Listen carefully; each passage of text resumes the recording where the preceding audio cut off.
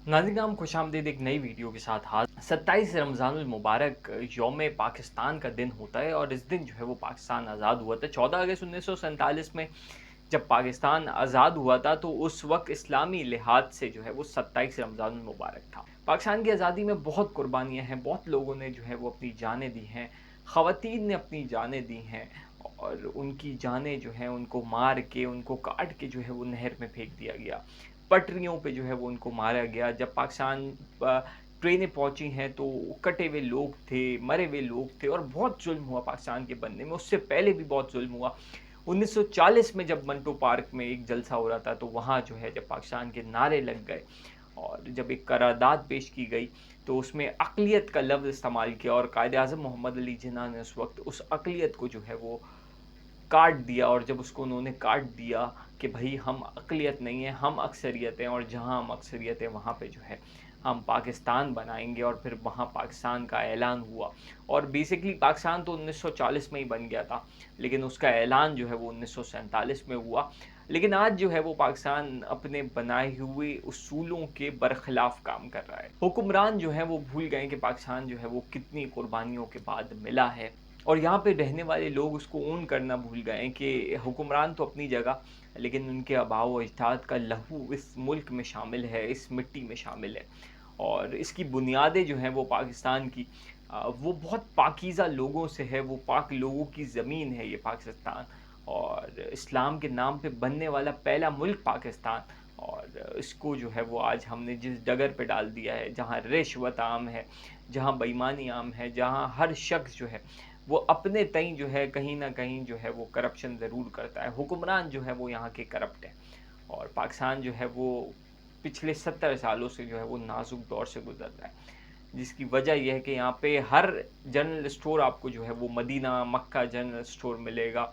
हर शख्स आपको जो है वो टोपी लगाया हुआ, शलवार ऊपर करी हुई, यानी अपने तई जो है वो हर शख्स जो है वो बेहतरीन मुसलमान जो है वो पेश करता है, लेकिन उसकी अक्कासी जो है वो माशरे में नहीं होती।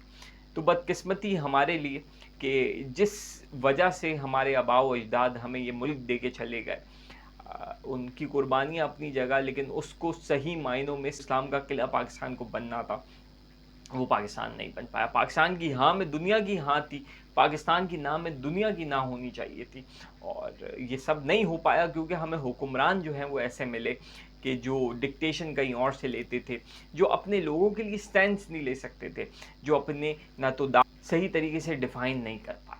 मईशत की बदहाली का रोना हर वक़्त पाकिस्तान के हुक्मरान रोते रहते हैं। उसकी वजह ये है कि जब कुरान और सुन्नत से हमने अपना मुँह मोड़ा और पाकिस्तान जिस चीज़ के लिए हमें मिला वो ये था कि यहाँ पे हम प्रैक्टिस जो है वो इस्लाम की करें।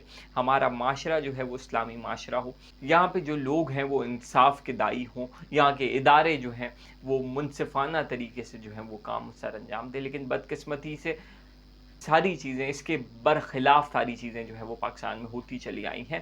ख़ैर ये तो पाकिस्तान की यौम आज़ादी का दिन है तो सबको पाकिस्तान की आज़ादी बहुत मुबारक। अलमिया है यहाँ के हुक्मरानों पे कि क्या पाकिस्तान का हाल कर दिया है। मुफ्ती तारिक मसूद पे थोड़ी-सी बात करते हैं। मुफ्ती तारिक मसूद साहब बड़े फ़ेमस स्कॉलर हैं। उन्होंने जो है 27वीं शब को अमूमन होता ये है कि रमज़ान मुबारक में बहुत सारी मसाजिद में जो है वो ख़त्म कुरान होता है।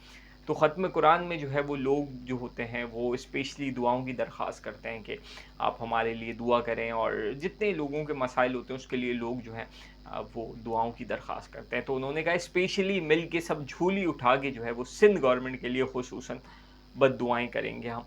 और सबको उन्होंने जो है वो कहा है कि आप लोग झोली उठा के जो है वो सिंध गवर्नमेंट के लिए बद्दुआएँ दें, क्योंकि ये जो हाल आज कराची में लोगों का हो रहा है और उसमें जो है वो लोगों को जिस बेदर्दी से मारा जा रहा है कि जिसके घर का जवान बच्चा चला जाए, जिसका कोई कमाने वाला चला जाए, जिसका बाप चला जाए, जिसका भाई चला जाए, उससे पूछें उसके दिल पे क्या गुज़रती है, उसके पूरे ख़ानदान पे क्या गुज़रती है, उसकी आने वाली ज़िंदगी कितनी ज़्यादा मुश्किल हो जाती है। लेकिन हुक्मरान जो है वो बेहिसी की नींद सो रहे हैं कि ये पार्ट ऑफ लाइफ़ है कि अगर जहाँ अच्छाई है वहाँ बुराई है, जहाँ पैसा है वहाँ चोरी है, तो जहाँ आपका बिज़नेस है वहाँ पे आपकी डकैती है। तो ये तो एक जो है वो तसलसल है, अब जहाँ कामयाबी है वहाँ नाकामी है। तो सारी चीज़ों को उन्होंने जो है वज़ारत दाखिला जो सिंध की है उसने उसको रिलेट कर दिया। तो एक ये भी बयान मुफ्ती तारिक मसूद साहब ने कहा है कि आप जो है वो असला अपने पास रखें। تو لوگوں کو جب حکمران صحیح معنوں میں عوام کو جو ہے وہ پروٹیکشن نہیں پرووائڈ کر سکتے تو پھر عوام کو یہی ہے کہ اینڈ میں اسلحہ اٹھانا پڑے گا. خود جو ہے وہ اپنی حفاظت، ہر آدمی جو ہے وہ اپنی حفاظت کرنے کا اختیار رکھتا ہے کہ جب اس کی جان پہ آ جائے تو وہ ہے حفاظت کرے. تو انہوں نے جو ہے وہ یہی کہا ہے کہ آپ جو ہے پھر اسلحہ رکھیں جب حکومت آپ کی بالکل ناکام ہے اور وہ کسی قابل ہی نہیں ہے کہ جب وہ پروٹیکشن پرووائڈ کر سکے تو پھر اسلحہ انسان اپنے پاس خود رکھے. جو کون اپنے بھائی کو، اپنے باپ کو، اپنے دوست کو، اپنے رشتہ داروں کو کون دیکھ سکتا ہے مرتا ہوا؟ تو جب وہ نہیں دیکھ سکتا تو پھر وہ الٹیمیٹلی وہ بھی جو ہے وہ فائر مارے گا، وہ بھی اپنا گن خریدے گا. ایک بار پہلے کسی نے کہا تھا کہ بھائی اپنے وی سی آر ٹی وی بیچو اور اسلحہ خرید لو، اور اب جو ہے وہ آوازیں دوبارہ آنا شروع ہو گئی ہیں.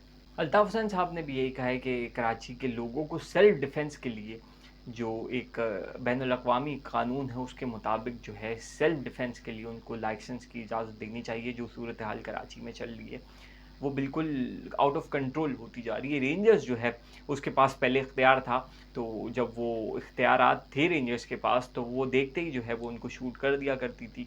جو دہشت گرد ہیں، جو اسٹریٹ کرمنلز ہیں، جو چور ہیں، جو لٹیرے ہیں، جو ڈکیت ہیں، تو ان کو جو ہے وہ مار دیا کرتی تھی. تو کراچی میں تھوڑا سا امن ہو گیا تھا. لیکن اب جو ہے وہ رینجر سے یہ اختیارات لے لیے گئے سندھ گورنمنٹ نے، اور رینجرز جو ہے وہ بے اختیار ہے. اگر ابھی بھی آخری دن چل رہے ہیں رمضان کے، ابھی بھی اگر ان کو اختیار مل جائے اور 10-15 بھی اگر رینجرز نے پھڑکا دیے لوگ جو چور ہیں، جو لٹیرے ہیں، تو یہ تمام ایک لوگوں کے لیے، جو بھی یہ لٹیرے ہیں ان کے لیے ایک بہت سیریس اور شٹ اپ کال ہوگی. اور پھر وہ کراچی میں جو ہے وہ بدامنی اور یہ جس طریقے سے لوگوں کو مارا جا رہا ہے اس میں بے پناہ جو ہے وہ کمی آ جائے گی.